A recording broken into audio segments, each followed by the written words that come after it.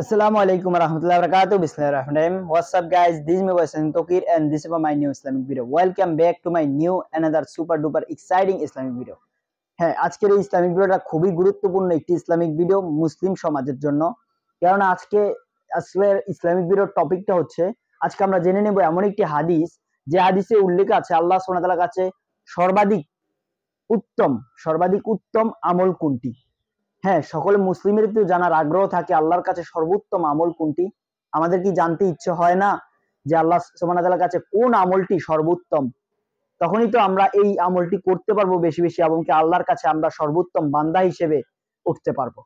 হ্যাঁ, আজকের টপিকটা এই সম্পর্কে আমরা জেনে নিচ্ছি সর্বোত্তম আমল কোনটি। আর এই হাদিসটি আছে হাদিস গ্রন্থের মধ্যে বিশুদ্ধ একটি হাদিস গ্রন্থ, যেই হাদিস গ্রন্থটি এক নামে আমরা সকলেই চিনি সহিহ হাদিস গ্রন্থ হিসেবে, যে হাদিস গ্রন্থটির নাম হচ্ছে সহিহ বুখারী শরীফের হাদিস।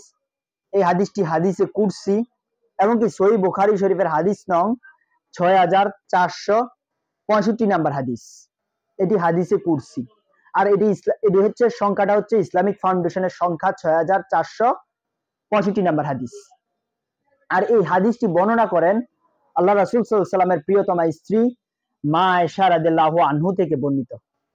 তিনি বলেন, মা আয়েশা রাদিয়াল্লাহু আনহু বলেন, বিশ্বনবী সাল্লাল্লাহু আলাইহি সাল্লামকে একবার জিজ্ঞেস করা হলো আল্লাহ সুবহানাহু ওয়া তাআলার কাছে সর্বাধিক উত্তম আমল কি। তিনি বললেন আল্লাহ সুবহানাহু ওয়া তাআলার কাছে সেই আমলটি আল্লাহ সুবহানাহু ওয়া তাআলার কাছে সর্বাধিক উত্তম যে আমলটি প্রতিনিয়ত করা হয়, যদিও তা অল্প হয়। আবার বলছি, তিনি বলেন যে আমলটি প্রতিনিয়ত করা হয় যদিও তা অল্প সংখ্যক হয়। তারপরে আবার বলেন তোমরা তোমাদের সাধ্যমতো আমল করে যাও। আমি আপনাদের বুঝার সাথে হাদিসটি আবার রিপিট করছি। মা আয়েশা রাদিয়াল্লাহু আনহু থেকে বর্ণিত, রাসূল সাল্লাল্লাহু আলাইহি সাল্লামকে একবার জিজ্ঞেস করা হয় আল্লাহ সুবহানাহু ওয়া তাআলার কাছে সর্বাধিক উত্তম আমল কোনটি। তিনি বলেন যে আমল প্রতিনিয়ত করা হয় যদিও তা অল্প সংখ্যক। তারপর আবার বলেন তোমরা তোমাদের সাধ্যমতো আমল করে যাও।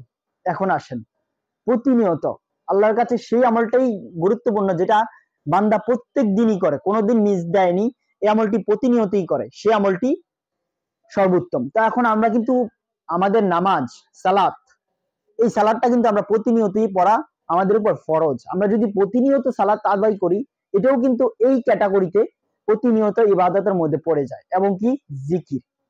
এটি এজন্যই তারপরে কিন্তু রাসূল সাল্লাল্লাহু আলাইহি ওয়াসাল্লাম বলেছেন যেটি প্রতিনিয়ত করা হয় যদিও তা অল্প সংখ্যক হয়।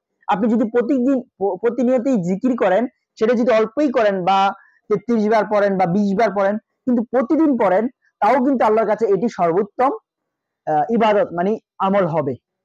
তারপরে আবার কিন্তু রাসূল সাল্লাল্লাহু আলাইহি ওয়াসাল্লাম শেষে বলেছে তোমরা তোমাদের সাধ্য মতো আমল করে যাও। এমনকি কোরআনের একটি আয়াত আছে যেখানে আল্লাহ সুবহানাহু ওয়া তাআলা বলেন আমি তোমাদের সাধ্যের বাইরে কোনো কিছুই তোমাদের উপর চাপিয়ে দেইনি। আল্লাহু আকবার। এই ইসলাম আমাদের জন্য কত সহজ করে করা হয়েছে, তবে আমরা সেটি আমল করি না। আল্লাহ সুবহানাহু ওয়া তাআলা আমাদেরকে হেদায়েত করুক, সঠিক পথে নিয়ে আসুক। আশা করি সকলে আমার আজকের এই ইসলামিক ভিডিওটি বুঝতে পেরেছেন, এই হাদিসটি বুঝতে পেরেছেন।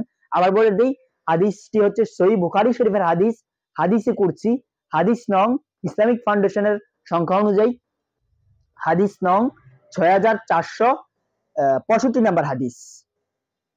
আশা করি সকলের কাছে ইসলামিক ভিডিওটি ভালো লেগেছে।